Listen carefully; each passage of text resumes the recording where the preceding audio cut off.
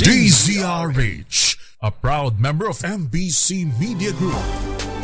Member KBP, oras! Eksakto, en punto, 6:01. Humahataw, humahagupit, lumalatay na komentaryo sa Himpapawid. 2x2. Walang takot sa paghimay sa masalimuot na isyu ng bayan. 2x2. Humahataw na mga balita at impormasyon. 2x2. Ating damhin, ating lasapin ang hagupit na 2x2.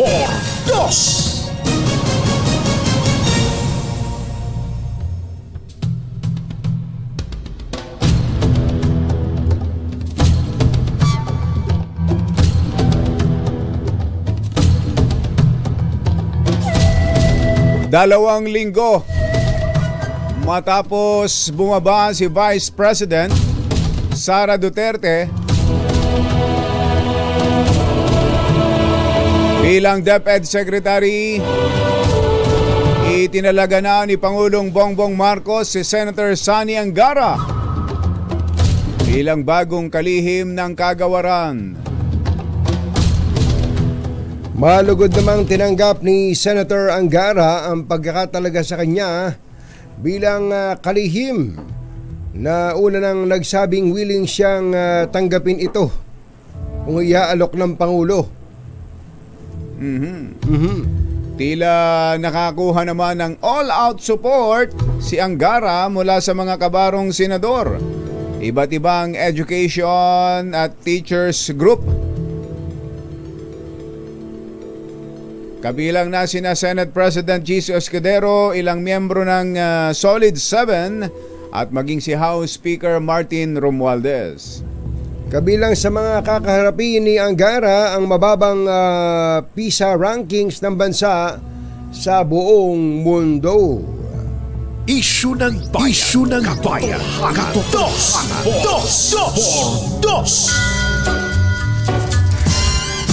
Pag maitim ang balak, magtago ka na. 2x2. Si Jerry at si Anthony, narito na. 2x2. Hahataw ng todo, urado ka. 2x2. Ang katotohanan, dala nila. 2x2. Walang sinasamba pale, maniwala ka. 2x2. Hataw ng gusto, tol, umasa ka. 2x2. 2x2.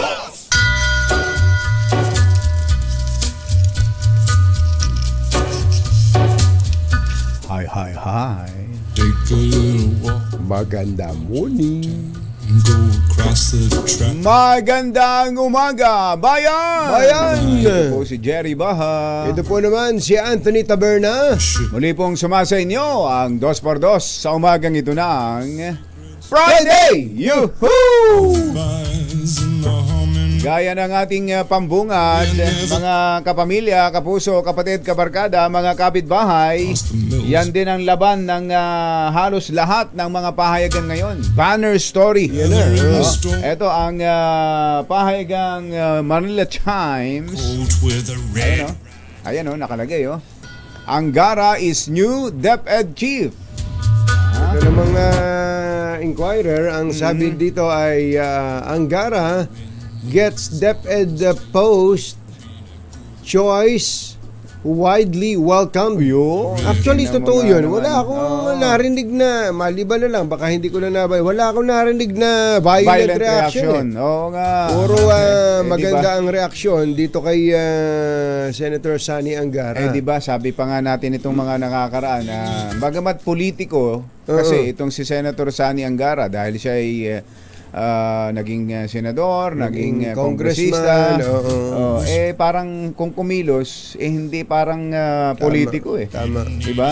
At may magandang integridad at kredibilidad. Naalala ko yung pinag-uusapan natin kahapon yung sa pinag-aralan niya. Na halungkat ko tuloy kung saan nag-aral tong si Senator Sonny Angara eh. Yung ang kanya palang kolehiyo sa UP. Oo. Ang kanyang College of Law ay sa UP, pero Sa UP. tama pala na siya ay nag-aral sa London Bridge. Bridge is falling down. Oo. Siya kumbachero ay nag-elementarya at nag-high school sa Xavier. Xavier. Kaya pala marunong mag-Chinese tong si Senator Angara. Ganun ba? Ni hao. Ni hao ma. Xiaoan. Xiaoan. Oo. Tapos 1991 to 1994, ito na yung sinasabi natin. Doon pala siya nag-kolehiyo, Bachelor of Science in Economics, Oo. second class honors Oo. sa London School of Economics. Okay. At and political science Aba. sa London, England. Aba, tingnan mo nga naman. Tapos, siya ay double course? double course, kumbachero. Tapos, Anong main course? ito ay mukhang adobo. Adobo sa gata. Noon namang nag-law siya, law school sa UP Diliman, at nag-Master of Laws sa Harvard. Tama Ayun, ka. di ba? Harvard Sa may- niya. Nag-master sa Sa Harvard. may Cambridge, Massachusetts. Di ba? Kaya wala tayong narinig na violent reaction. Kaya nga sabi ko kahapon, kumbatsero, sa isang group chat, congressman pa lang, si Senator Sani Angara, nakikita ko ng magiging DepEd Ang Secretary. galing naman ng vision mo. Ako ba? Ano ba? Paniwalang si Alan eh. Ganun ba? Tsaka si Jen. Sabi nga ni Jen, bata mo. Di ba? Batang bata eh. Ayan, congratulations Senator Sani Angara. Ito sa Manila Bulletin, Mon Samson, ating Abel De Leon, Rocky Nazareno, ito ang inyong pahayagan. Angara named new DepEd Secretary. Ayan. Baka magtagpo ang mga taga Philippine Star, ganun din. Ayan ha. Yan talaga. Ayan, Angara appointed as DepEd Chief. Kasi yung tatay naman niya kasi Di ba, UP President dati, at naging edukador. isa talagang kilalang educator. At sa Senado, iyon din ang mga isinulong. Sa bagay, ang mga bills ni Senator Sani Angara, may mga batas, may mga naging batas Tungkol na may sa kinalaman sa edukasyon. Higher education, meron din sa basic education. Yes. Ayan. Kayo po, mga textmates, mga text partners, meron ba kayong violent reaction? O kaya meron ba kayong magandang, maayos? Solid ba sa inyo? Okay ba sa inyo itong appointment na ito kay Senator Sani? At anong mga panawagan ninyo? Lalo pat nitong mga nakakaraang panahon, sa mga ratings nga, pababa ng pababa ang kalagayan ng edukasyon sa Pilipinas. Ito, si John Baylan, mas matindi yung kanya, reaction niya. Ano sabi? Ang pogi pa, sabi niya. Oo. Oo. Si John, nababakla. At bata pa, no, relatively ba? Kung hindi pa nga binabago yung pangalan ng departamento, dati DEX yan eh. Dex, Department tama, Dex. of Education, Culture and Sports. Ayan. Pwede rin to sa sports eh. Pag nakita nyo yung tumirado ng basketball to, ay nako.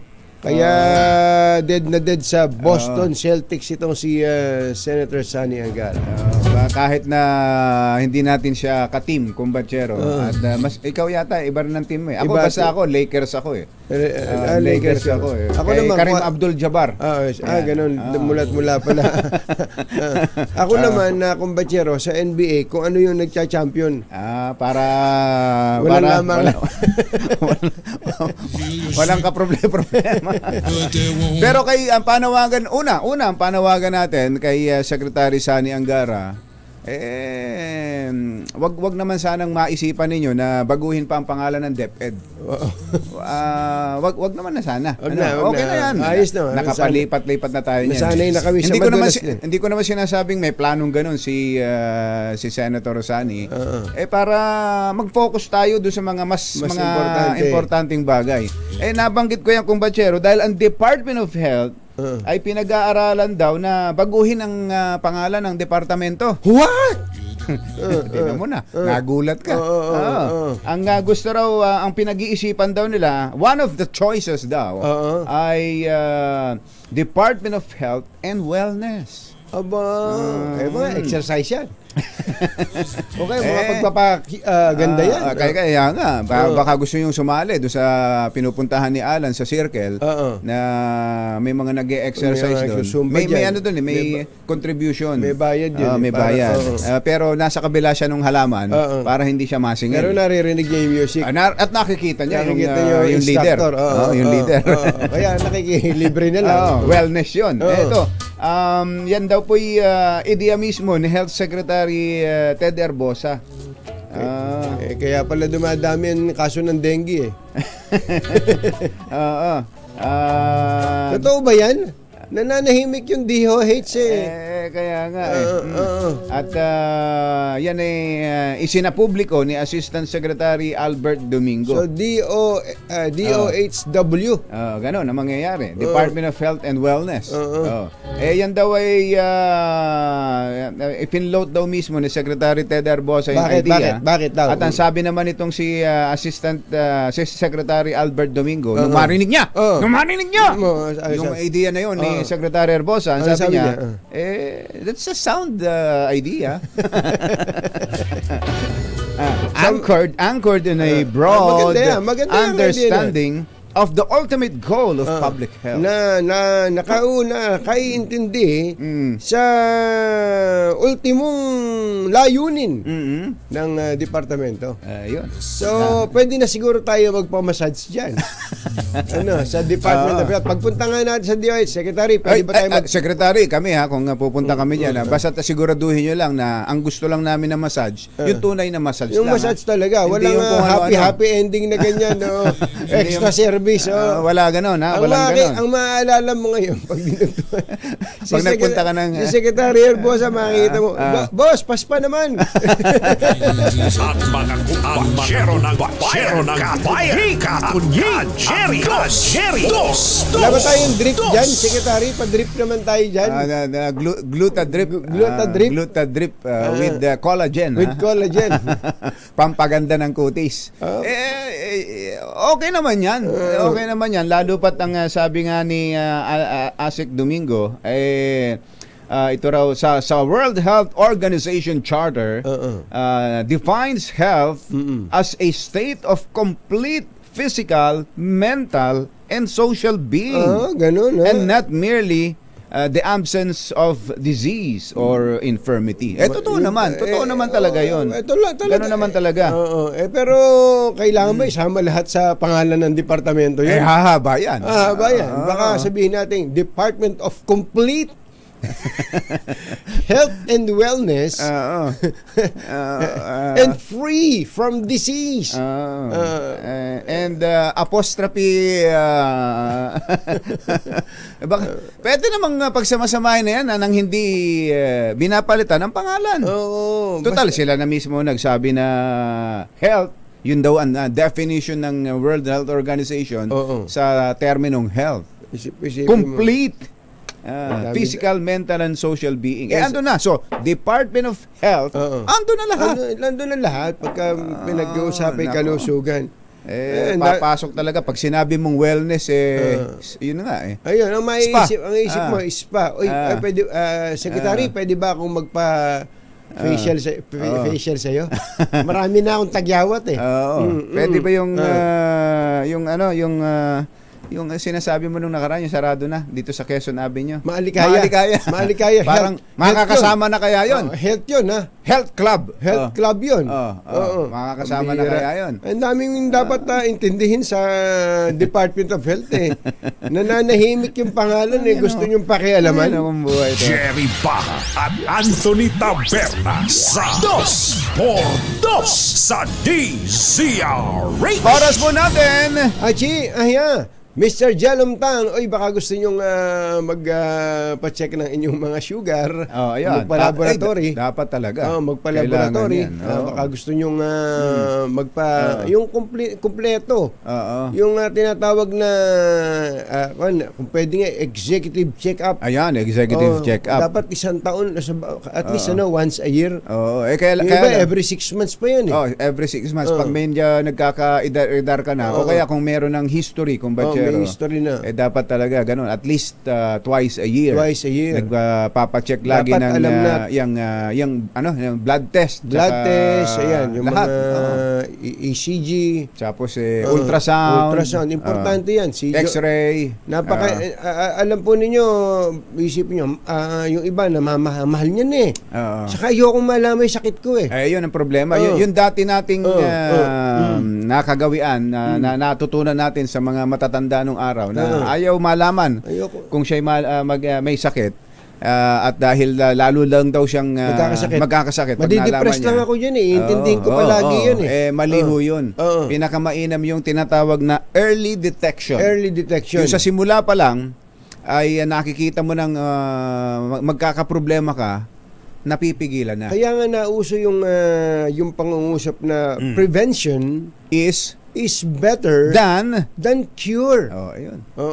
Hindi mo na kailangan ng cure kung wala ka naman ng sakit. Dahil na-prevent mo na. Dahil nakita ng maaga. Ayan. Saan ba pwedeng pumunta? PM is the key. Hindi, marami ho yan. Marami po yan. Pero pagka po nandito lang kayo sa Quezon City, puntahan nyo yung Intercon Diagnostic Laboratory. Sabihin nyo lang po ang pangalan namin ni Kumbachero. Sabihin nyo, hanapin nyo si Dr. Almalaw. Si Doc Almalaw. Pinapupunta po kayo ni Katunying o ni Ka Jerry. Tapos tatawagin na kagad yung kumukuha ng dugo. Halika dito. Tuturukan ka na kagad kayo, kukuha na kayo ng dugo. At paglabas nyo, masaya ka na. Masaya kayo. Kahit nagbayad kayo ng mura lang naman. Sabihin mo, nalaman ko ng aking blood test, yung result. Ayan, ayos pala. Yung cholesterol lang pala problema ko. Yung peace of mind, yung kapanatagan ay hindi nababayaran ho yun. Yun ang pinaka-importante. Yung stress, mawawala. Ayan. Ka Jerry Labasan, Kabet. Ayan Alam niyo na ang gagawin sabihin nyo rin ang pangalan ni Mr. Jerome Tang. Oras po natin, Mr. Jerome Tang, Lakyam Chapwehun, 6:18 ng umaga. ACS Balita. Susunod na.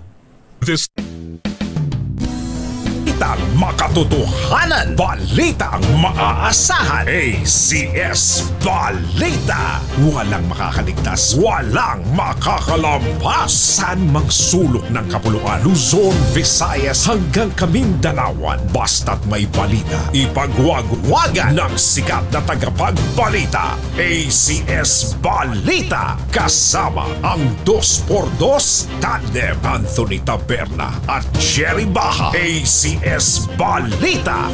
Ang programang ito ay hatid sa inyo ng ACS Manufacturing Corporation, ISO certified, maker of world-class quality Pride detergent.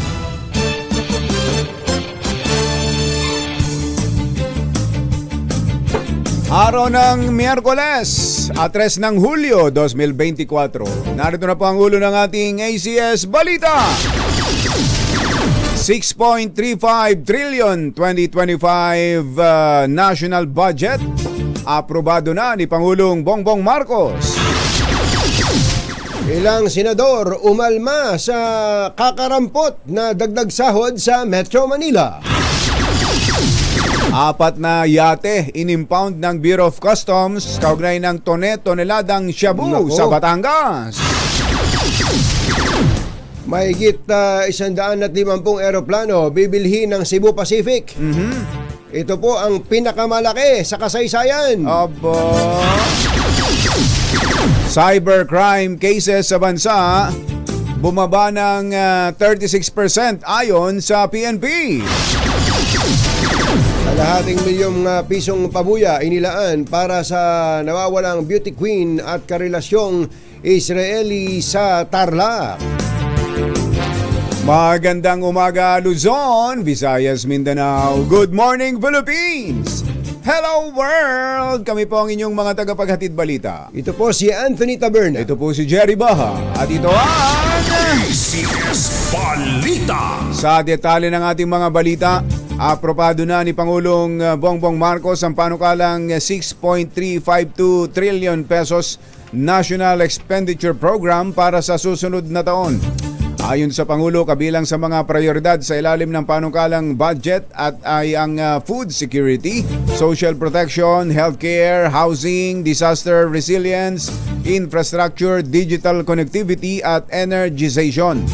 Binigyan ng go signal ng Pangulo ang 2025 National Budget o NEP, National Expenditure Program sa ginanap na cabinet meeting sa Palasyo ng Malacanang nitong Martes. Alas 6:27 na ng umaga na imbag na bigat kada kayo amin na po. Agring kayo, gising na. Naglaan ng mahigit 100 milyong piso ang Department of Budget and Management para sa pagkatupad ng malikhaing Pinoy program ng DTI. Kasunod ito ng pag-aproba ng DBM sa nasabing pondo na tira daw po sa ilalim ng 2023 General Appropriations Act. Layo ng programa na mapalakas ang Philippine creative industry tulad ng furniture design, music advertising, fashion design, film at visual arts. Tiwala si DBM Secretary Amina Pangandaman na makatutulong ang naturang pondo para mapalakas ang industriya na makapag-aambag sa pagbangon at paglago ng ekonomiya ng bansa. Kailangan to kumbatsero, especially yung sa DTI na to, yung furniture design. Ang dami nating magagaling na nandyan sa sektor na yan. Oo. Kulang lagi sa pondo. Narinig mo yung sinasabi ni Kong Angel sa Kawayan? Oo, sa Kawayan. Oo. Pagka talaga nadagdagan ng pondo yan, nako, kalaking bagay. Tinan mo, punta ka ng Vietnam, kutakot-takot na produktong gawa sa Kawayan. Ang ipipilit ibenta sa inyo kapag nag-tour kayo doon. Masubukan yung mag-tour sa Vietnam. Kung saan kayo dadali ng sinasakyan yung bus. Tama. Ayun, lahat. Nagtataka nga ako yari po ba sa Kawayan yan? But pero sinasabi gawa sa Kawayan. Gawa sa Kawayan. Talaga namang Kawayan. Ganon nila ipinopromote at dinevelop yung tungkol sa Kawayan. Oo. Saka ito, yung sa music advertising, yung fashion design na to. Ngayon, mabibilang mo sa daliri yung mga sumisikat na fashion designer. Samantalang ang daming magagaling ang kamay sa paglikha. Kaya ayos to, Secretary Amina Pangandaman. Secretary Amina. Iba ka. Laban tayo dyan. ACS Balita. Alas 6:29 ang ating oras. Mahupay nga aga, mga kasangkayan, mga kabugtuan, mata na kamo, gising na. Pinatikos ng ilang senador ang inaprobahang 35 pesos na minimum wage sa Metro Manila. Para kay Senate President Chis Escudero, hindi sapat ang inaprobahang aumento para matugunan ang tunay na pangangailangan ng mga manggagawa sa gitna ng tumataas na bilihin. Sang-ayon din dito si dating Senate President Juan Miguel Zubiri at sinabing maliban sa pagtataas ng sahod, dapat na rin itong ipatupad hanggang sa ibang mga rehiyon. May magagawa sila dyan. Mag-legislate sila. Sa kanila yun. Nakapending naman sa kanila yun. Yun na nga. Nakapending sa kanila. May bukod na bill sa Senate. May bukod na bill sa lower house. Sa Senate, 100. Sa House, 5,000 yata. Hindi naman. Mga 565 yata yun. Kwentuhan lang naman daw Huwag nyo masyadong pinapaasa yung ating mga manggagawa. Yun lang ang ano nga diyan. But nyo wag nating paasahin. Kung talagang yun, kung magkano ang dapat na ibigay sa mga manggagawa, kumilos kayo bilang mga mamabatas. I-legislate natin. Pero hangga't nandidiyan yung regional wage boards, wala naman tayong magagawa. Ang gagawin lang naman ng regional wage board, yung hindi ginagawa ng mga mambabatas natin. Yun. Di ba? Ganun lang yun. Pag walang legislated wage increase, ang gagawa yung wage board. Yun. Ayan. 35 lang ang naibigay ng regional wage board. Paano yun? Kung kulang, ayun, dagdagan natin sa pamamagitan ng legislation. Pero don't worry. Sabi po ni Labor Secretary Bienvenido Laguesma, pwede pa namang iapila ang 35 pesos na dagdag sahod sa mga manggagawa. Maaari daw pong maghain ng motion for consideration sa Wage Board sa National Wages and Productivity Commission hanggang July 11. Nagdag pa rito, sinabi rin ng kalihim na maging ang sektor ng employers ay maaari ring umapila sa naturang wage order. Alas 6:31 ang ating oras. Diyos maray na aga sa Indugabos mga Bicolano. Mata na kamo, gising na. In-impound ng Bureau of Customs ang 4 na yate na pinaniniwala ang pinagkargahan ng toneladang shabu na nadiskubre sa Alitagtag, Batangas noong Abril. Aba. Ayon sa Customs, naggain sila ng warrant of seizure and detention sa isang luxury yacht sa Nasugbu kung saan nadiskubre ang 3 pang undocumented na private yacht. Iisa lang anya may-ari ng mga yachting ito pero hindi muna ito pinangalanan ng BOC. Nirentahan daw po ng naarestong Canadian national na si Thomas Gordon O'Quinn ang mga yate para dalhin sa probinsya kung saan ay doon nakuha yung 9.6 billion pesos na halaga ng shabu. Ito yung sa Batangas. Yung sa checkpoint. Oo. Ito pala yun. Sa yate pala. Mahaba rin. Parang pag nanonood mo yung Narcos no? Ang dami nilang mga connect. Meron sa lupa, meron sa dagat. At ang matindi naka-solar pa. May solar panel yung bangka, yung yate. Talaga, iba-ibang paraan para makapagpalusot ng droga. Muli pong nagpatupad ng balasahan sa hanay ng PNP, ipinagutos ni PNP Chief Romel Francisco Marbil ang paglilipat sa matataas na opisyal sa kanilang hanay. Si Police Lieutenant General Jonel Estomo ay inilipat mula sa bilang Area Police Commander ng Western Mindanao, ay dinala na siya dito sa malapit-lapit sa Southern Luzon. APC pa rin. APC pa din. Si Area Police Command. Si Major General Bernard Molianida Banak. Kamag-anak siguro ni Ferdy Molianida. Yun ang napansin. Inanak. Ang mag-anak mo pa si General Banak. Ayan. Si General Bernard Banak ay napunta mula sa Police Community Relations, Directorate for Police Community Relations, naging Area Police Commander sa Western Mindanao. Kapalit ni General Estomo. Si Major General Mafelino Aspero Bazar ay nailipat sa DICTM. Ano ba yun? Directorate for Information and Communication Technology Management. Yun na nga siguro yun. Matuto na rin ako sa sa abbreviation sa APC, mula sa pagiging APC sa Northern Luzon. Ayan.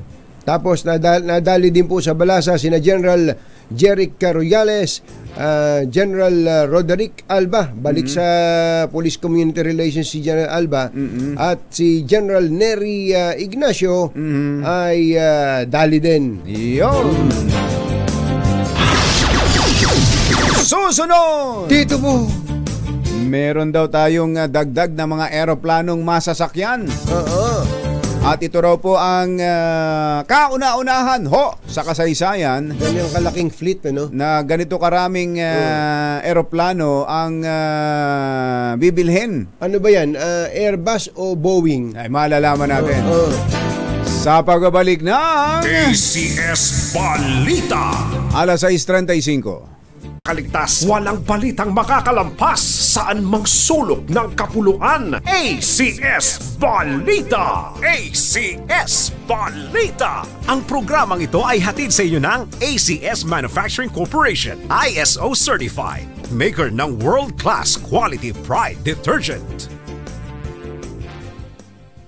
Hi! Maganda morning! Anong araw today, kumbachero? Today is Laundry Day, Friday! Yuhu! At pag Lonely Day, Pride Day, all you need is Pride, washing machine detergent. May triple stain away formula kaya tanggal ang makapit, madikit, malupit na dumitmantsa kaya easy ang labada. Kaya pala mula noon hanggang ngayon, all you need is Pride. All you need is Pride. ACS. Ang 2x2 Tandem Anthony Taberna at Jerry Baja. ACS Balita. Alas 6:42 ang ating oras. Nasa linya na natin si Health Secretary Ted Herbosa. Secretary, magandang morning! Si Ka Jerry at si Ka Tunying po ito. Magandang morning sa inyo, Ka Jerry at Ka Tunying, at sa lahat ng mga taga-subaybay ninyo. Tatawagin ba namin kayong Secretary of Department of Health and Wellness? Pinag-aaralan natin yan. Hindi, ang maganda ng pangalan, Chief Longevity Officer. Chief Longevity Officer. Option, ano? Hindi na secretary.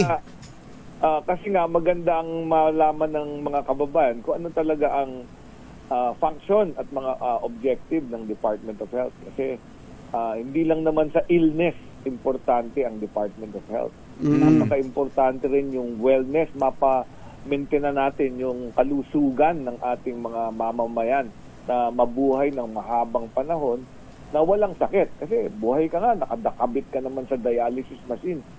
Parang hindi rin maganda yon. So, nagbabago yan. Iba't ibang mga bansa, binabago na rin nila yung pangalan nila. Oo nga. Para mapaliwanag na ang kalusugan, hindi lang basta buhay ka at walang sakit. Importante, well ka at nagagawa mo yung mga bagay na dapat mong gawin. Kahit may edad na. Secretary nitong... Mahaba ang buhay pero nakahiga sa kama, nakalatay, makagalaw, kailangan ilaga. Pinag-uusapan nga ho namin ni Kumbatsero nitong nakaraang araw, Secretary, na baka ikaw mahigit 100 taon na, ay 100 taon na, wala ring kwenta ang buhay kung ikaw sakitin o nakaratay na lang. At baka nga magdasal ka na lang at sabihin mo sa dakilang lumikha na sabihin mo, nakalimutan mo na yata ako, boss, May mga kababayan nga tayo, bata pa, nasa 40, 50 lang, nakalatay na, di ba? Nakahiga na lang, dialysis 3 times a week. Preventable po yan, yung ating cause ng kidney failure, karamihan dahil sa diabetes. So, babawasan lang natin yung kain ng kanin, mag-ehersisyo, bawas sa mga sigarilyo, saka alak. Mababawasan yung mga may sakit na pagdating ng certain age, nagdadialysis na lang at nangihingi ng pambayad ng dialysis. Pero kailangan pa ho ba talagang palitan ng pangalan? Hindi po ba ang Department of Health naman, nauunawaan naman ng marami, ng publiko, na parte yung lahat ng binanggit nyo na yon sa covered ng health o ng salitang health. Sa definition ng health.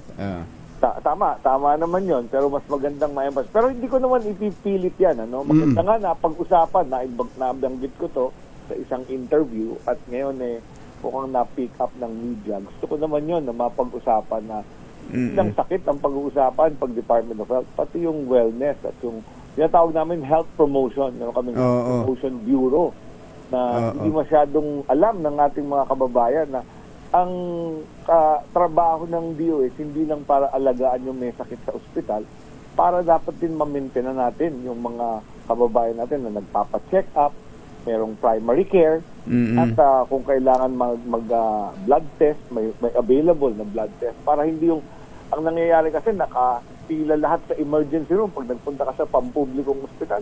Ang daming pasyente doon. Pero lahat doon siguro marami doon preventable. So yun yung emphasis ko ngayon sa aking Opo. Sa pangalan, pwedeng hindi na galawin. Sabi nyo nga pinag-aaralan pa. Pero meron ho bang dapat na baguhin talaga? Halimbawa sa kabuuan ng departamento o sa mga panuntunan, mga policy na ipinatutupad ninyo, Secretary? Oo. Unang-una, pag nagpalit kasi ng pangalan, medyo may gastos din yun. Alam mo, Jerry, at saka talaga. Yung kasi yung mga logo mo, yung mga oo nga pala. letterhead mo, papalitan mo rin yun. So, kung additional gastos, gagamitin ko na lang siya sa kung napakamahal naman magpalit ng pangalan, hindi na kayo magpapalit. Mga programa ng health promotion. Diba? So, kaya pinag-aaralan pa. Pero at least maganda na papag-usapan natin na hindi lang basta ospital at saka health facility ang dapat gastusan ng Department of Health. Pati yung diet, exercise, diba? Yung magpa-check up ang mga tao, maaga pa. Hindi yung huli na, di ba? Yung sayang, di ba? Pero sumasang-ayon naman kayo na may mga kababayan tayo na pag narinig yung salitang wellness, uy, spa. O kaya ay facial. O kaya glutathione, glutadrip. Ibig sabihin ho ba, Secretary, magiging sakop na ninyo yung mga sauna parlor, yung mga Maalikaya Health Club, mga massage parlor. Hindi nyo alam kami talaga nag-certify ng mga masahista. Totoo. Tama. Mga health certificate, ano? Kukuha ng lisensya ang mga masahista. Yan, regular training na dapat nilang matapos. At saka sila masa-certify. Talagang lisensyado ng Department of Health na masahista. So, nasa amin din yan, pati yung mga nagbibigay ng mga, sabi nyo nga, yung gluta. Naka-cover yan sa FDA. Kaya nga nung merong naging issue niyan. Si Kwan, yung asawa, si Mariel Padilla. Yung paglagay ng IV para pumuti. So, hindi ina-allow yun. So, may regulatory powers din ang Diyos. Kahit yan sa mga spa and wellness. Mag-i-speaker nga ako this weekend sa yung Aesthetic Society ng yung mga nagpapaganda, di ba? Mga spa. Huwag na kayong nose lift, Doc, Secretary, ha? Ang ganda lang. Hindi na kailangan. Dapat bawasan nga, Ayun, so, para lang mas maintindihan ng mga nakikinig at nanonood sa atin, iniisip ninyo, pero kung gagastos, tama ba kung gagastos na malaki, isi-shelve nyo ito. Oo. Siyempre, unahin ko muna yung mga prioridad ng Presidente. Pinaayos na sa akin yung TB, yung HIV. Yan yung mga problemang nasabi niya nung huling SONA niya. So, dyan nakatutok yung mga programa ko para ma-address yung problemang yan. Mga gamot para sa TB, testing para sa TB, yung HIV na ma-achieve natin lahat ng nangangailangan ng gamot, yung ARV, antiretrovirals, mabibigyan kanila at mapatest sila yan. Tsaka yung mga immediate tulad ng pagtaas ng kaso ng dengue. Yan. Ngayon. Diyan kayo nakatutok ngayon. Talaga ng dengue. Pagdating ng tag-ulan, alam naman natin na tumataas na ang cases ng dengue at 15% na ang taas since last year yung numero natin. So binabantayan namin yan. So nagre-remind na tayo sa mga kababayan natin. Yung mga lamok, yung mga tutubuan ng lamok, kailangan linisin na natin yan. At huwag hayaan yung mga timba na nakabalanda kasi dyan nangingitlog yung mga lamok. Doc, Secretary, ito, huwag kayong magtatampo. May nag-message sa atin dito, nanonood sa atin, si Lolita Laborte, dapat, mukhang healthy ang mga empleyado sa DOH. Walang bilbil at physically fit. Minsan mga doktor payo na mag-exercise, but look at them, ang laki ng tiyan, overweight. Real talk to, real talk. Taas ang aking body mass index. Pasensya na po, nawala yung oras ko mag-ehersisyo nung akong naging Secretary of Health. Tapos pag pumupunta pa ako sa mga iba't ibang mga pasilidad sa mga probinsya, pinapakain. Mga handa. Yun, talaga. Nakakaya naman tumanggi. Baka sabihin nung naghahain. Masungit kayo. Hindi ka, hinanda nga nila yung pagdating mo, pagkatapos di ka kakain. Kaya nga. Tama yung na-notice niya, no? Parang sa pulis yan, di ba? Yun nga ang sasabihin ko. Pagkaano ko nga yan, nagpapatayo nga ako ng gym dun sa loob ng department. Yun. Kasi yung sitting is the new smoking. Pag nakaupo kayo ng matagal, talagang lalaki mo. So, magandang reminder yan. Sino nga nagsabi? Si Lolita, ito pong si Lolita Laborte. Thank you, Lolita. Reminder sa lahat yan. Tama. Reminder sa lahat. Lahat ng mga government official, lahat ng mga kababayan natin. Very important na talagang 30 minutes exercise lang. Walking or maglinis sa bahay, gano'n. Ngayon kasi marami na nakaharap lang sa screen. TV, tapos gadget. o sa gadget nababawasan ng Pero pwede namang manood ng Netflix. Naka-Netflix ka, nanonood ka. Di sumayaw-sayaw ka kahit na drama yung pinapanood mo. Ang hirap naman. Kaya kung music, yan ang exercise na eh. Meron siyang video tapos nagda-dancing siya. Oh, tama. Meron. May mga app na ganun eh. Tama. Pwede yun. Pwede yung gadget para makapag-exercise. Pero doon sa mga pinupuntahan nyo, Secretary, na pinaghahandaan kayo, kung yun ang pinoproblema nyo, tawagin nyo lang kami ni Combatero. Kami kita nyo, no? mukhang gutom kami. Kasama ko media para nakikita nila yung nabibisita ko at naaayos na mga pasilidad. Secretary, maraming salamat. Magandang morning. Good morning. Thank you. Salamat. Thank you po. Secretary Ted Herbosa ng Department of Health. ACS Balita. Bibili ng kabuang 152 aircraft o eroplano mula sa kumpanyang Airbus ang Cebu Pacific. Ayan. Sa ilalim ng Memorandum of Understanding, katumbas ng $24 billion o 1.4 trillion pesos ang halaga ng mga bibilhing aircraft ng Cebu Pacific. Ayon kay Cebu Pacific Chief Executive Officer Michael Sox, sakaling tuluyang makabili, tanda ito ng kanilang suporta para sa pag-unlad ng bansa. Inaasahan namang makukumpleto ang transaksyon sa ikatlong quarter ng taon. Aba, within the year pala ito. Nandiyan na yun. Yan yata yung Airbus 321 Neo nila. Yung new engine option ng mga jet. Oo. At ito na ang pinakamalaking plane purchase sa kasaysayan ng Philippine Aviation. Ayan, sa mga mananakay, mga regular clients ng Cebu Pacific, mas maraming eroplano, mas maraming mapaglalaroan ng Bring Me.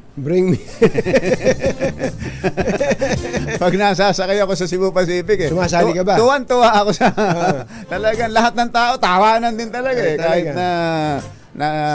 game yung mga pasahero. Game ang mga pasahero. Sana meron ding habulan, habulan. Sa susunod sana may chibog din. Meron naman. Bayad ka lang. Naghatid ng kabuuan ng ating ACS Balita. Ito po si Jerry Baha. Ito po naman si Anthony Taberna.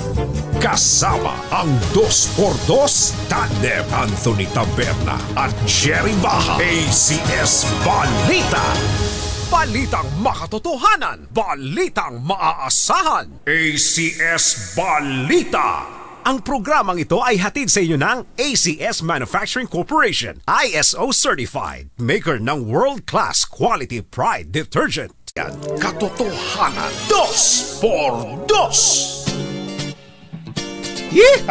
7:02 ang ating oras. Sabi ni Kuya Arnold Balita, dapat po kung wellness, marami silang campaign poster ng mga healthy food.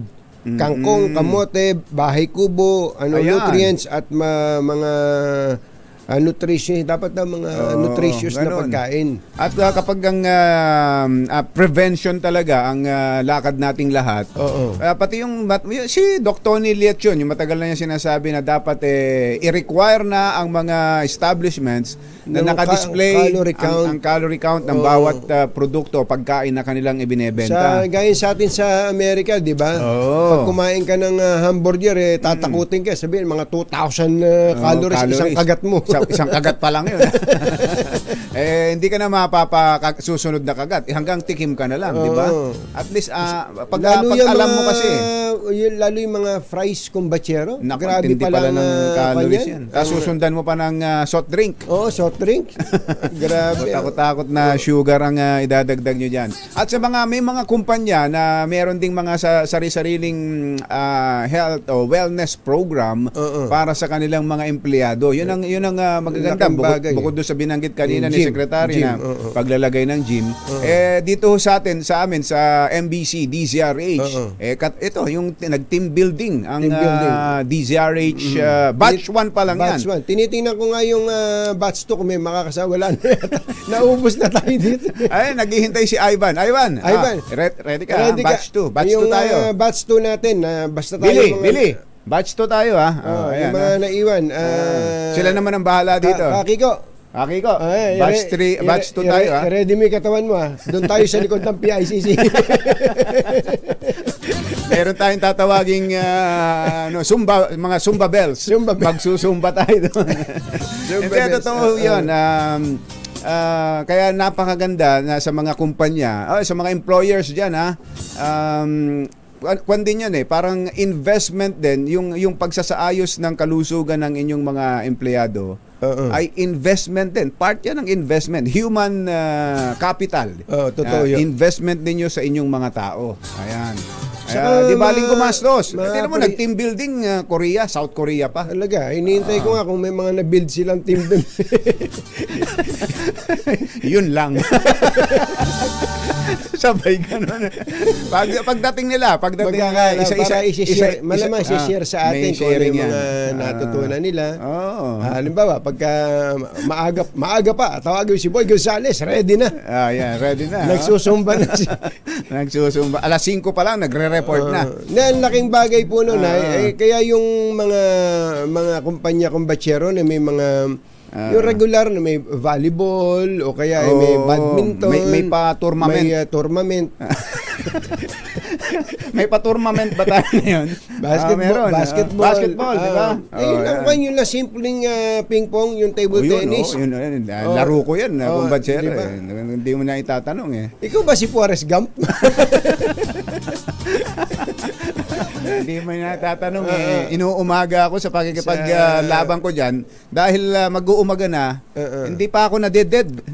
Matindi Grabe. Hataw yung kalaban ko. Hirap na hirap siya sa ano ba tawag doon? Spike. Spike. Volleyball yata. Naibabalik ko sa kanya yung bola. Pagka binangag na gano'n. Kaya inuumaga kami. Ako naman dati inuumaga din niya kapapanood. Ay nako. Ay abangan nyo ang mga kwento ng ating mga kasamahan dito sa DZRH sa kanilang pagbalik sa katatapos na team building. Si Vic Lima, may kwento rin dyan sa kanyang maganyang mga team building. Hindi nga lang maganda. Ay, Patrol 3, Vic De Leon Lima. Sabi, team building. Sabi, nung pagkatapos ng ilang linggong makauwi ng team building. Pa-team building pa. Ganun na mga tono. Ito, nakikinig sa atin si Ombudsman Samuel Martires. Ay, Uncle Sam. Pagbutihan mo, Uncle Sam, magandang morning. Uncle Sam, pagka ba pinalitan yung pangalan ng Ombudsman, ano ipapalit nyo? Dati kasi Tanod Bayan yan Tanod Bayan. At nasa konstitusyon yun. Tanod Bayan ang pangalan Bayan, yan. yung Ombudsman, dati Tanod Bayan. Ibig sabihin naman kasi ng Tanod, bantay. Tagabantay ng bayan. O tagabantay para sa bayan. Ayan. Speaking of health, ito ang merong tinext si Dr. Jessica D ng Ideal Vision. Meron palang fun run itong Chuchi Foundation at yung Kailan ba yung fund run na yan? Yung daw mga malilikom na pondo kasi meron tong ano tawag doon, may registration fee para sa mga taong merong kailangan ng medical care. Ito daw po yung first ever Chuchi Charity Run. Ito'y July 21. Abay, birthday ni Mami Sel to oo nga. Sa UP Diliman, 30 years na pala yung Chuchi Foundation sa Pilipinas. And the proceeds will support their scholars. Paano ba? Ito. Register now by visiting Chuchi Charity Run or sa Facebook o kaya ay sa Instagram. Ayan Chuchi Charity Run on Facebook tsaka Instagram. July 21 dyan po sa UP Diliman.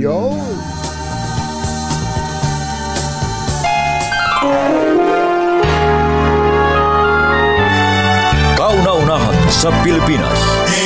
NBC Manila Broadcasting Company.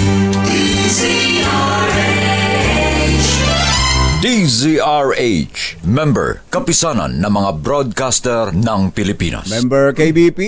Oras! Kapopoy! 9 na minuto na makalipas ang 7 ng umaga.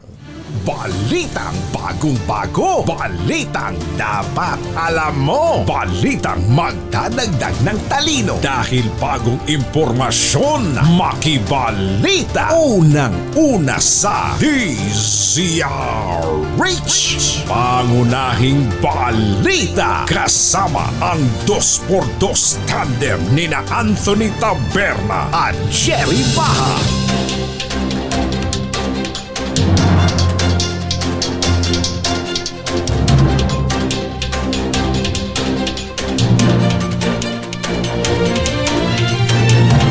Araw ng Miyerkules at 3 ng Hulyo 2024. Narito na po ang ulo ng ating mga pangunahing balita. Senator Sani Angara, susunod na kalihim ng Department of Education, umani ng all-out support. Sapat na supply ng sibuyas, tiniyak ng DA. Pagpapalawig sa import ban, pinag-aaralan. AFP Chief, may apila sa mga kaalyado ng Pilipinas sa issue ng West Philippine Sea. Aksyon at hindi lang mga pahayag ng pagsuporta. Department of Health and Wellness pinag-aaralang ipalit sa pangalan ng DOH. At pahayag ni dating Pangulong Rodrigo Duterte na alam ang pinagtataguan ni Kibuloy, iimbestigahan ng PNP. Magandang umaga Luzon, Visayas, Mindanao. Good morning Philippines! Hello world! Kami po ang inyong mga tagapaghatid balita. Ito po si Anthony Taberna. Ito po si Jerry Baha. At ito ang Pangunahing balita.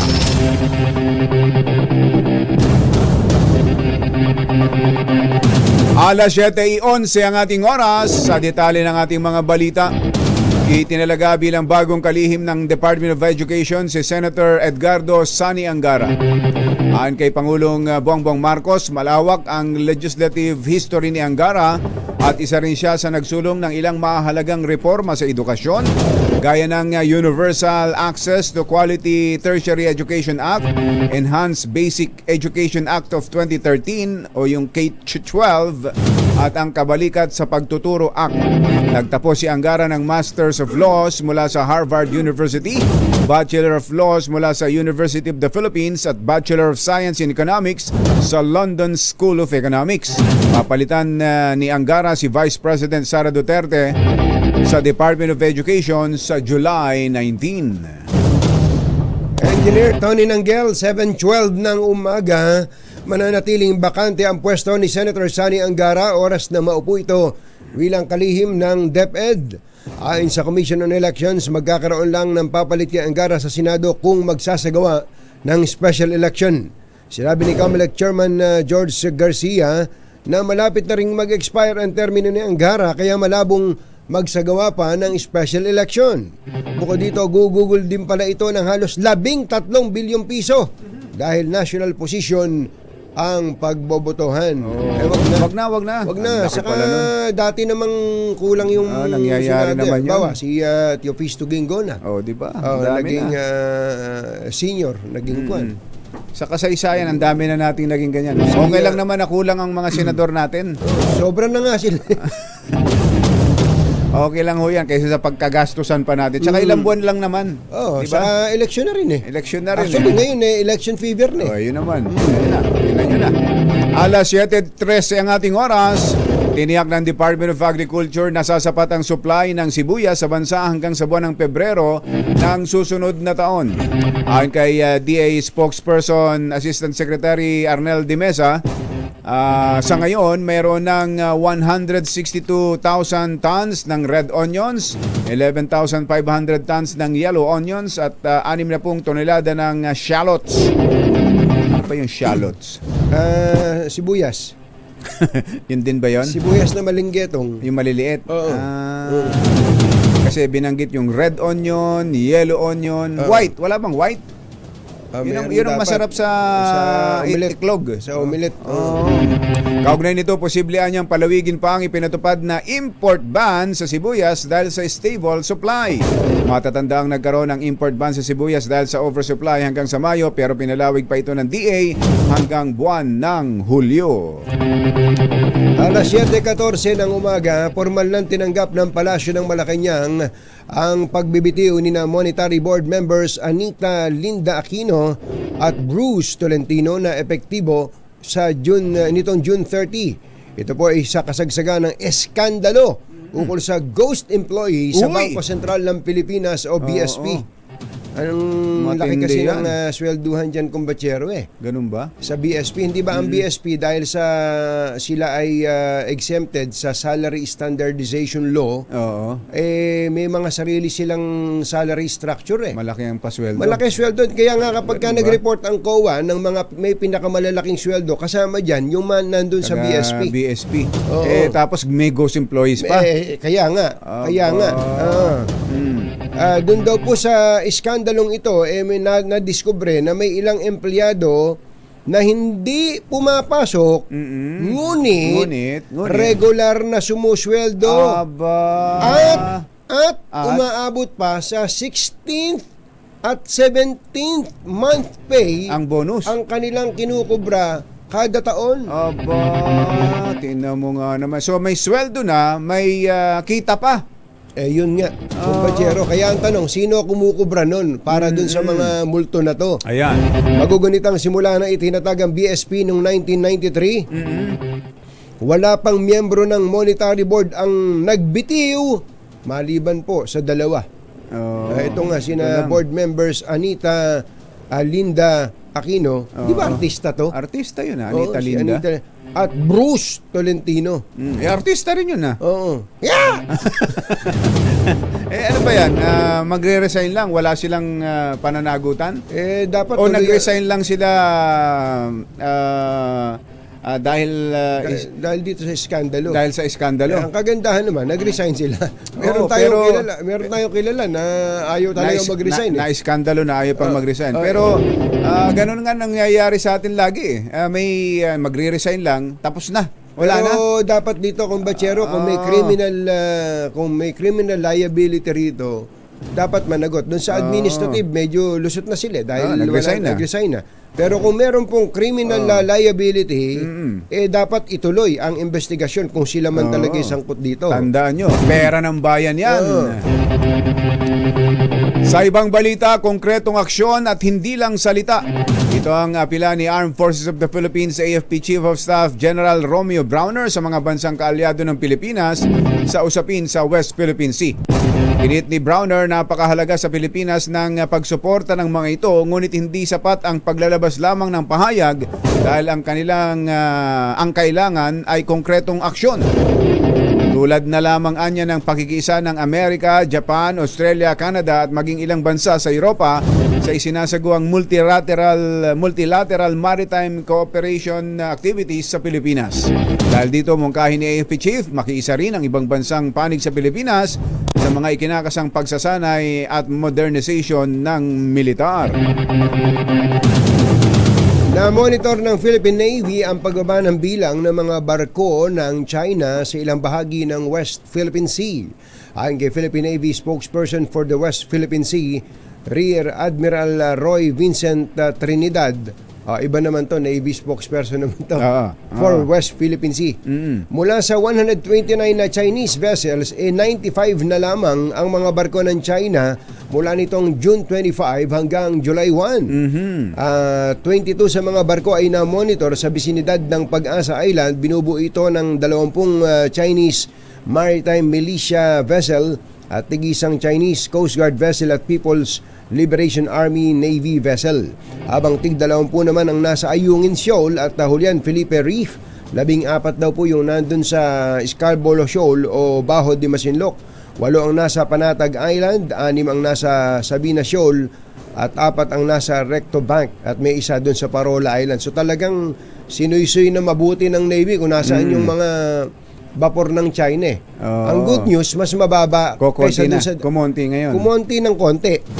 Oo, from baka 129 naman to 95. nagpagasolina lang yun. Oo. At babalik din. Kasi meron din daw development dahil nag-meeting tong Malacanang official, CES, CES. Saka yung mga Luke Bersamin. Tsaka yung sa China naman, yung ambassador. Ayun. At mga kasama nila. Pero ang topic naman dito, yung Pogo. Oh. Kaya kasama dito si si Yusek Gilbert Cruz. At si Adrian, no? O sa mga naghahanap kay Kuya Adrian Bersamin, yung sa dulo. Baka naman kumain ka lang diyan, Kuya Adrian. Ba't ba hinahanap si Kuya Adrian? Pagka daw bago ka raw makarating kay ES Bersamin, dadaan ka muna kay Kuya Adrian. Kuya Adrian, hanapin na kita. Ganun pala, no? Dapat tinalakay na rin nila yung West Philippine Sea. Mukhang natalakay din, kumbachero. Dito lang muna, nakafocus muna sila sa Pogo. Pero napag-usapan din yun. Mukhang easing the tension. Maganda yan. Pag nag-uusap kasi, maraming nararating pagka madalas magtiyaga lang sa pag-uusap. Wag maiinip. Alas 7:20 ang ating oras. Teka muna, Yuel, Philippine Navy yan. Yung dalawang spokesman ng Philippine Coast Guard. Asa na? Nagpang-abot na ba? Oo. Sino bang na-contact mo dyan sa kanilang dalawa? Ha? Walang ayaw nang magsalita. Nung una, dalawa silang nagunahang magsalita. Ngayon, ayaw nang magsalita. Mainam naman. Baka naman ayos na. Yun lang naman ang hangad natin doon. Magkausap sila. Parang hindi ganun yung hangad mo kahapon eh. Sabi mo kahapon hawakan mo sa tenga. Nung una yun. Nung una yun. Pero doon sa huli, ang magpayo nga kayo. Mag-usap sila. At magkaroon ng clear delineation of functions. Tama. Kapag ba West Philippine Sea, issue ng West Philippine Sea, sino lang ang magsasalita. Ayan. Yun lang yung issue doon concerning fishermen. Fishermen, yes. Yung sumabog na makina na barko, fishing vessel. Fishing vessel. So Coast Guard yan. Coast Guard yan. Kaya lang nangyari yon sa West Philippine Sea. Sa West Philippine Sea. Yan. At merong may China issue ng China Coast Guard. Akin yan, ha. Ayun na. Paano na usapan diyan? This is you. This is me. Para hindi ho tayo napagtatawanan ng China. Naiuwi na sa Pilipinas ang mga labi ng dalawang tripulanting Pinoy na nasawi sa pag-atake ng Yemeni group na Houthi sa MV True Confidence. Tulong ang Department of Foreign Affairs, Department of Migrant Workers, Manning Agency at ang OWA para makauwi ang mga labi nito sa kanilang mga kaanak. Nabatid na sinalakay ng Houthi ang bulk carrier ng MV True Confidence habang binabaybay nito ang Red Sea noong Marso 6. Tutol ang mga Manning Agency sa bansa na magkaroon ng total ban sa pagsakay ng mga tripulanting Pinoy sa mga barkong dumadaan sa Red Sea at Gulf of Aden. Ayon sa Association of Licensed Manning Agencies o ALMA, naiintindihan nila ang mungkahi ng Department of Migrant Workers pero dapat nilang ibigay sa mga seafarers ang diskresyon o kalayaan ng pagsakay. Problema kasi kumbachero, pagka may kahit isang tripulanting Pilipino na mapahamak dyan, buong gobyerno natin ang kikilos. Hindi naman na sarili lang ng gobyerno iniintindi niya, kundi yung kapakanan nung kahit na isang Pilipino. Kaya nga. Naalala ko dati yung bang sa Iraq, di ba may isang Pilipino doon na bawal na pumunta pa doon, na hostage. Ayun, tayo nakipag-kompromiso pa. Malaking trabaho para sa gobyerno. Malaking trabaho. Kaya ngayon, ang ginagawa ng gobyerno, ang iniisip ng gobyerno, magkaroon ng total ban, pansamantala. Pansamantala lang naman. Pero ang sabi po ng samahan ng mga manning agencies, imbis na magkaroon ng total ban, dapat makipag-usap ang pamahalaan sa mga flag state carrier na sa ibang ruta na lang dumaan. Matatandaan nilagdaan ng DMW ang Department Order No. 2 nitong Abril kung saan pinapayagan ang mga Pinoy seafarer na tumangging sumakay sa mga barkong dadaan sa mga high-risk zone. Susunod! Dito po! Yung pagpapalit ng pangalan ng Department of Health. Itutuloy pa ba? Yan at iba pang mga nagbabagang balita sa pagpapatuloy ng Pangunahing balita. 724. This ZRH. Pangunahing balita. Kumbachero, napapansin mo ba itong mga kabataang nandito sa newsroom natin? Parang laging aligaga sa cellphone, ano? Nako, ganyan yata talaga kumbachero yung mga millennial saka yung mga Gen Z. Buhay na nila ang cellphone. Di ba? Oo nga. Oo, ayan. Kaya nga, Kaya? lahat ng transaksyon, pagbabayad ng bills, pagsa-shopping, lahat online. Yan naman ang kagandahan sa mobile apps gaya nitong BDO online app. Ganun pala. So yun pala ang pinagkakaabalahan nila. Kaya aligaga sa cellphone. Paano ba gumamit yan, kumbachero? Ako rin bang tinatanong mo dyan? Ikaw na. Sige, napakadali lang yan. I-download lang yung BDO online app tapos mag-sign up lang gamit yung savings account ninyo, checking account o BDO credit card. Once registered, maaari mo nang ma-monitor at ma-manage ang inyong BDO account at makapagdala ng pera, magbayad ng bills at marami pang iba. Ayun. Ayan, tanong. Secured ba yan, kumpachero? Bakit ba? Klino sa sinasabi mo. Reklamo ka ba? Wala naman. Siyempre, secure dyan. Sa BDO online app, maaari mo ring i-lock ang iyong debit card para hindi ito magamit sa ATM, sa POS terminal at sa online purchases at payments nang wala kang pahintulot. Ganun kaigpit. Yun ang maganda. Oo nga. Yun pala. Mailock na nga ang card ko para matigil na ako sa kakagastos. Iwala mo yung password. Yun. Mga nangunguna at mga bagong balita sa DZRH. Pangunahing balita. Alas 7:31. Tuloy ang mga pangunahing balita. Pinag-aaralan pa sa ngayon ang planong pagpapalit ng pangalan sa Department of Health. Inilutang ni Secretary Ted Herbosa ang ideyang pagpapalit sa pangalan ng DOH bilang Department of Health and Wellness. Pero hindi ito ipipilit ng kalihim. Ayon kay Secretary Herbosa, isa lamang itong mungkahi para malaman ng publiko na ang trabaho ng DOH ay hindi lamang para alagaan ang may sakit, kundi pati ang pagmementena ng kalusugan ng mga Pilipino. Para mapaliwanag ng kalusugan, hindi lang basta buhay ka at walang sakit. Importante, well ka at nagagawa mo yung mga bagay na dapat mong gawin kahit may edad na.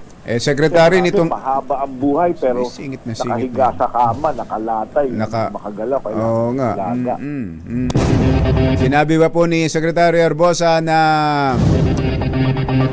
hindi nila itutuloy ang plano kung makikitang malaki ang magagastos sa pagpapalit lang ng pangalan ng DOH? Hinimok po ni Senator Win Gatchalian si suspended Bamban Mayor Alice Go na ilantad na ang mga nasa likod ng mga iligal na pogo sa bansa. Ayon kay Gatchalian, kapag sinabi ni Go ang lahat ng kanyang nalalaman sa operasyon ng pogo, posible itong makatulong na mabawasan ang kanyang pananagutan. Naharap ngayon si Go sa mga kasong graft at nasa ilalim din siya ng Immigration Lookout Bulletin Order habang gumugulong ang iba pang posibleng kasong inihain sa kanya. Wala nang dayuhang terorista sa Pilipinas. Ayon kay AFP Chief Romeo Browner, dumarami na ang mga probinsyang nagdedeklarang insurgency-free, lalo na sa Mindanao. Dagdag pa rito, 7 na lamang din anya ang natitirang New People's Army guerrilla fronts na kasalukuyan na rin nilang binubuwag.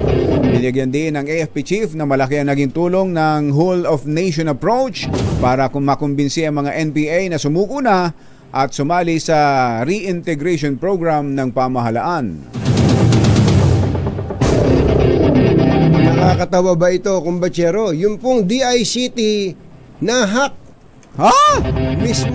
OMG! Mismo ang DICT o Department of Information and Communications Technology ay nahack. Mario Joseph. Kinumpirma po ng DICT spokesperson Renato Paraiso na nahack ang kanilang Disaster Risk Reduction and Management Division Portal and System o itong DRRMD Systems. Ito lang naman daw ang nahack, nasa pool ng panghack at hindi naman ito konektado sa kanilang central systems. Paliwanag po ni Paraiso, posibleng madaling nadali ito dahil open system ang DRRMD portal na sadyang dinisenyo upang madaling ma-access tuwing emergency. Binigyan din naman ng opisyal na maliit lang ang nakompromisyong datos ng naturang hacking na kinabibilangan ng nasa 10 nilang empleyado. Yun, dapat talaga tutukan na ng gobyerno yan. Pero yun, pati DICT na-hack. Kunin nyo na si Kangkong. Si Kangkong. Ilabas nyo na sa kulungan si Kangkong at baka makatulong yan para mabigyan natin ng proteksyon ng ating mga data.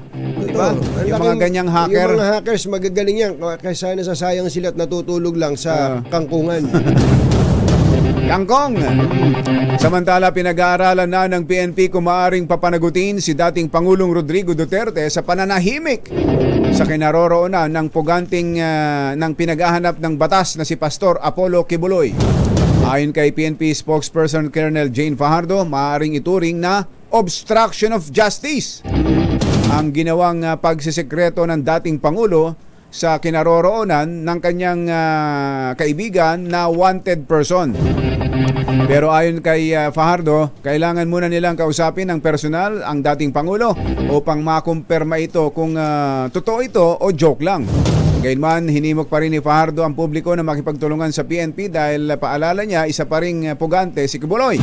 Sa pagbisita ni Duterte sa Tacloban, sinabi niyang alam niya kung nasaan ngayon si Kibuloy pero hindi niya ito sasabihin.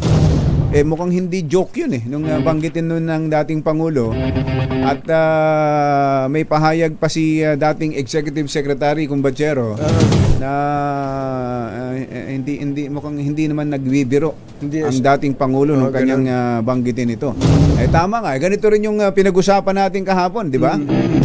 Wala bang pananagutan ang dating Pangulo sa hindi niya pagsusuplong ng kinaroroonan ng taong pinag-ahanap ng batas? Correct. Lalo pat kilalang kaibigan niya yun. Kaya nga. Mabuti pa hindi na niya kinuwento, no? Kaya nga. Kung alam man niya, dapat din na lang niya kinuwento. Aabot na sa kalahating milyong piso ang reward money sa kung sino ang makapagtuturo kung nasaan ang nawawalang beauty queen na si Geneva Lopez at ang boyfriend nitong Israeli na si Yitzhak Cohen. Ito matapos magdagdag ng 250,000 pesos ang pamilya ni Cohen sa initial na reward money ng pamilya ni Lopez. Kahapon ay lumabas sa investigasyon na isang dating pulis ang naging middleman ng dalawa sa pagbili ng lupa doon sa Tarlac kung saan huli umano niyang nakausap ang dalawa noong June 22 nang matagpo ang sunog ang kanilang sasakyan sa Capas San Jose Road habang nakita rin dito ang inabando ng SUV ng pinaniniwala ang person of interest sa Tarlac City. Bukas si incoming DepEd Secretary Senator Sonny Angara na makipagtulungan at ipagpatuloy ang nasimula ni Vice President Sara Duterte bilang kalihim ng kagawaran. Ayon kay Angara, nagpapasalamat siya sa serbisyo ni VP Sara at sa katunayan, naghahanda na siya para sa transition meeting nila ngunit sa ngayon wala pang petsa kung kailan. Kasabay nito, maasa si Angara na makapag-iiwan siya ng legacy sa education sector. Nagsorry na ang viral na si Boy Dila. Iniharap sa media ni San Juan City Mayor Francis Zamora si Lexter Castro o ang lalaking nakadila habang nagwa-water gun sa isang rider noong Wata Wata Festival. Inamin niyang hindi niya kinaya ang mga pambabatikos at nanawagang huwag na idamay pa ang pamilya sa banta. Nais niya ring anyang personal na magsorry sa rider na kanyang binasa at inalok pa ng helmet at kapote. Ayon kay Mayor Zamora, wala namang nalabag si Castro sa ordinansa ng lungsod pero sakaling magreklamo ang kanyang binasa ay maaari pa rin siyang makulong. Hindi nga makipot na makipot nga yung bibig nung nagsasalita eh. Nakabantay si Mayor eh. Ayun, tinamad tsura ni Mayor. Subukan mo. Talagang pag naumpog ka sa muscle. Tiimbagang Talagang tiimbagang Mukhang nga pag konting dila pa lang nito, tatamaan na kaagad eh. Saka pinuho pa rin pala eh. Yung isinuot na red shirt ni Mayor yung medyo makipot eh. Para makita yung si Mayor, large talaga yan, pero ang binili niya, small. Para yung kanyang parang yung kwento mo kaya, no? Hindi, large naman binili noon. Kaya lang sa kids section bumili. Ganun ba? Patay sa sakal ang isang 27 anyos na ginang sa loob ng kanilang inuupahang bahay sa Malate, Maynila. Kinilala ang biktima na si Flor Delisa Talaro at sumuko naman sa pulisya ang live-in partner nito na si John Ray Bastaga, 33 anyos. Sa report ng pulis, selos ang ugat ng away ng mag-asawa dahil sa munay laging may katawagang lalaki sa cellphone. Nako. Si Mrs. Base pa sa ulat, nag-iinuman ng dalawa ng umusbong ang pagtatalo na kumuha ng nylon cord at ang lalaki at sinakal ang babae hanggang sa mamatay. Naulila naman sa ina ang dalawang anak ng biktima na edad 8 at 9 anyos. Sa ating sports balita, nagsimula na sa pagsasanay sa Mets Friends ang gymnast na si Carlos Yulo at ang mga swimmers na sina Kayla Sanchez at Harold Hatch. Ito bilang paghahanda sa nalalapit na Paris Olympics sa July 26 hanggang August 11 sa French capital. Bahagi ng pagsasanay ang paghahanda bago sumabak sa kompetisyon kung saan inaasahang makahakot ang Pilipinas ng isang ginto, 2 pilak at 1 tanso. Mababatid na dumating ang 3 pambato ng bansa sa France noong nakaraang linggo para sa isang buwang pagsasanay. Balita sa ibayong dagat, umabot sa o mahigit sa 100 individual ang namatay matapos madaganan sa nangyaring stampede sa isang religious gathering sa northern India. Ayon kay State Chief Medical Officer Umesh Kumar Tripathi, karamihan sa mga nasawi ay mga babae at nagpapagaling na ngayon sa ospital. Patay sa ulat, nangyari ang insidente ng magtakbuhan at magpanik ang mga dumalo sa pagtitipon papalabas dahil sa dust storm kung saan ay wala silang makita. Ano nga pala update, Jewel, dun sa sa nalalapit na eleksyon sa Amerika? Yung debate pala ni Biden tsaka ni Trump. Nako, disaster daw ang nangyari sa kay President Joe Biden. Kay Lolo Biden. Hindi ko napanood pero ang tindi daw ng yung mga review kumbachero talagang ansagwa. Ansagwa daw. Debacle daw kumbaga ang sama daw ng performance ni Joe Biden dun sa debate. Meron niyang mga pagkilos dun sa Democratic Party kumbachero na baka daw pwedeng palitan. Palitan na. Magsalang na sila ng ibang kandidato. Dahil pwede pa naman palitan. Bigla daw tumakbo si Joe Biden at sinabing kaya pa niya. Kaya pa niya. No. Muntik nga lang matumba. Matindi ho yan. Sinusubaybayan ng buong mundo yan. At kung makakabalik din sa posisyon itong si Donald Trump, kahit na siya ay isa ng convict. Convict yan At paano manunungkulan sa Amerika ang isang convict? Di ba? Merong isang malaking usapin nga dyan sa Amerika. Sinasabi daw ni Joe Biden, meron kasing ruling ang Supreme Court ng Amerika tungkol sa presidential immunity. So yung immunity from prosecution. Yun ang hinihintay kung ano talagang kung meron talaga siyang immunity. Kung meron siyang immunity sa mga kabulastugang ginawa niya noong nakaraan. Lalong lumalakas si Donald Trump Dahil dun sa nangyaring debate na yun. Kumbaga, ang totoo nun, kumbachero, hindi naman lalakas si Donald Trump kung malakas si Biden. Okay, kaya nga. Ang nangyari doon, maghahanap ka ng Alternative. Alternative sa, pasensya na sa termino, sa uugod-ugod. Si Donald Trump kasi kahit maidar na, malakas pa kung makaporm, talagang yung projection niya, yakang-yakap Saka mas malaki yata ang kabataan ni Donald Trump kumpasa. Ilang taon na ba si Joe Biden? 80 plus na 85. Kung kasing lakas lang siya ni Jerome Tang, yun sana. Pwede siya. Dapat yata maalok ng anak ng tupat nung si Joe Biden. Black sheep. Nagatid sa kabuuan ng ating mga pangunahing balita. Ito po si Jerry Baha. Ito po naman si Anthony Taberna.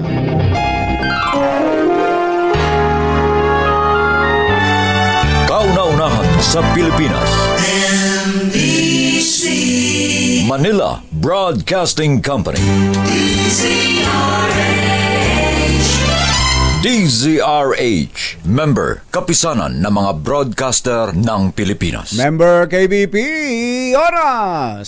Si Joe Biden pala ay 82 years old. 82. Ito na mo, 82 lang siya. 82 years Si old. Jerome Tang mag-85 na, pero ang bilis maglakad. Ito namang si Donald Trump Ay 78 years old. 78 na rin pala. 78 years Malaki old. pa yan, mataba pa yan. Oo. Actually, 81 lang si Joe Biden, magiging 82 siya sa November 20. November 2024. 2024. Pagkatapos ng eleksyon.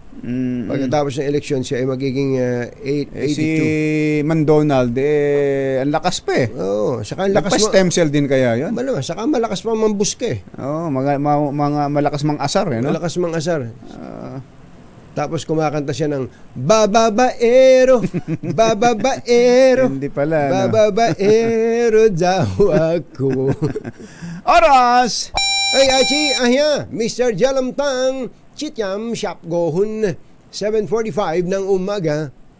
This time check is brought to you by AC. Pag maitim ang balak, magtago ka na. 2x2 si Jerry at si Anthony. Narito na 2x2, hahataw ng todo. Urado ka 2x2, ang katotohanan dala nila 2x2, walang sinasamba pali. Maniwala ka 2x2, hataw ng gusto tol. Umasa ka 2x2.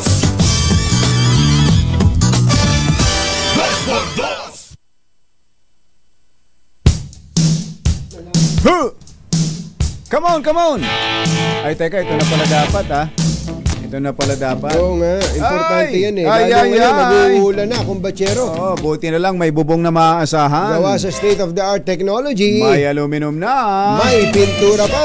Now available na rin sa pre-painted tile span. Para sa eleganteng bubong na matibay na makulay pa. Mag-Cherylum pre-painted ka na! Ay, Colonel Freddy Ergo, magandang morning! Meron daw silang ride papunta sa farm.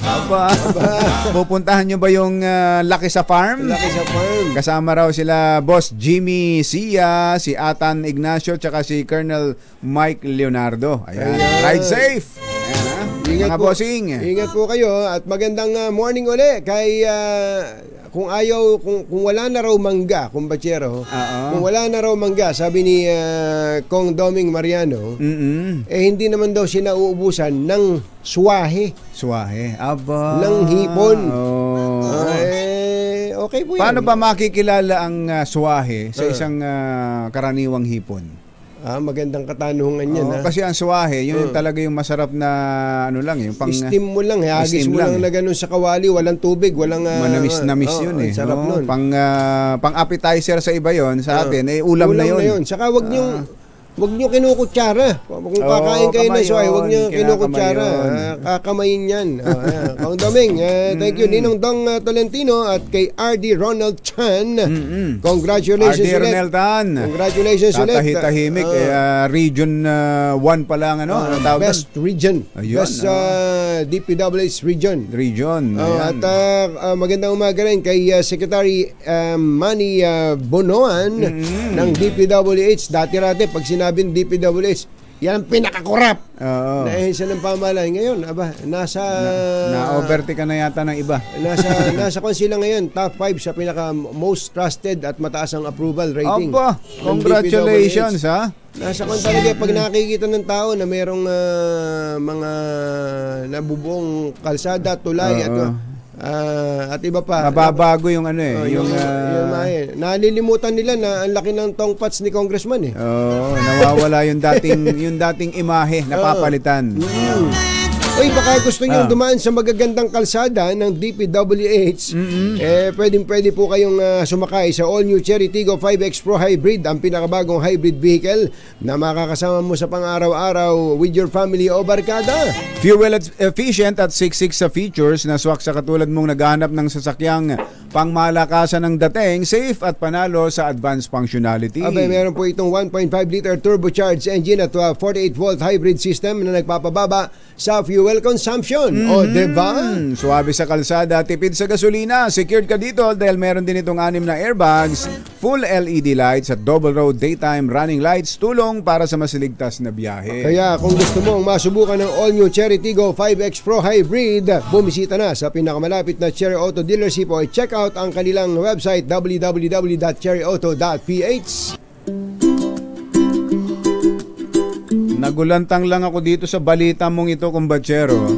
Ito mga nakakarang linggo at buwan, laging napupuntirya ho ang DICT na mistulang walang ginagawa sa sunod-sunod na mga insidente ng problema sa cybersecurity.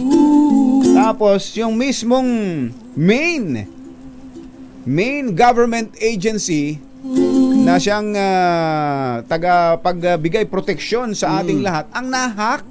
Talagang at inamin na po ito ng DICT, kinumpirma na po nila, at sila daw po yung nagsuplong na. Saan? Sa National Privacy Commission. Nagiging katawa-tawa ang kalagayan natin dito. Sana, kumbatsero, ay nakakarating ng tama sa Pangulong Bongbong Marcos ang mga nangyayari sa government agency na tulad nito. Tandaan po natin ang labanan ngayon na hindi naman mano-mano, hindi naman barilan. Hindi po. Ang labanan po ngayon na pinakamalaki ang pinsala ay ito pong sa cyberspace. Kaya kapag hindi po natin napoprotekta ng ating ang cyberspace, lalo na po yung sarili pong